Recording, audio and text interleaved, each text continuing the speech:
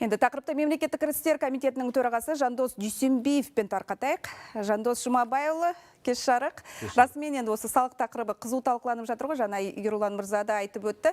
Дегенмен осы мобильді аударымдар қай уақытта тексерілетінін қысқаша нұсқа айтып берсеңіз.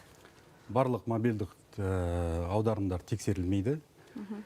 Тек қана ай сайын 100-ден астам әр түрлі азаматтардан түскен аударымдар және 3 ай қатар аударылған жағдайда салық органдарының бақылауына алынады. Бұндай ақпараттар бізден банктан жыл сайын алынып отырады.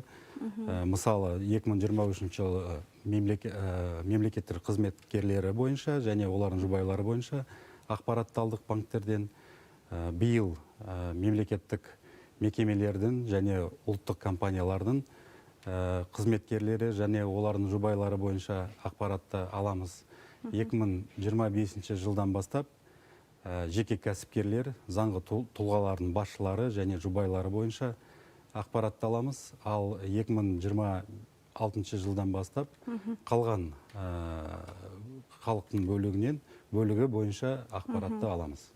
Жандос мырза, енді сарапшылардың кейбірі үкімет шағын бизнеске бақылауды күшейтіп, қысымды көбейтіп жатыр деген пікірді де айтып жатыр. Мысалы, неге ірі кәсіп субъектілерін тексермейді, жер қойнауын пайдаланушылар деген қатысты. Осыған не дейсіз?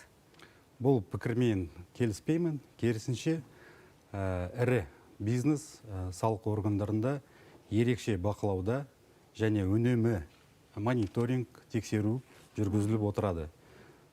Сіз айтқан жаңағы жер қойнауын пайдаланушылардан 2023 жылы 10,6 триллион теңге салық түскен.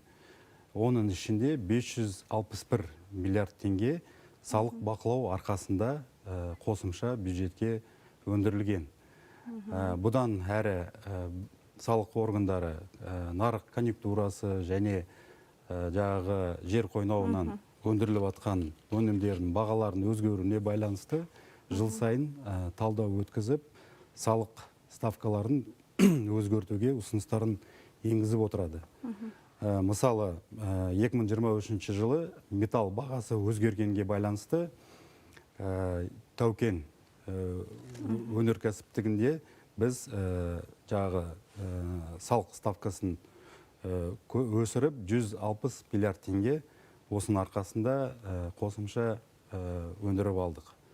Бұдан әрі ең ірі 249 салық төлеуші салық органдарында мониторинг ретінде тіркелген. Бұлардан 2023 жылы 3 триллион теңге өндіріліп алған. Ол 2021 жылымен салыстырған кезде 2 есе көп болып табылады. Көп рахмет, Жандос мырза. Өкінішке қарай бізде енді уақыт шектеулі. Сондықтан келесі эфирлерде осы мәселелерді талқылаймыз деген үміттемін. Рахмет.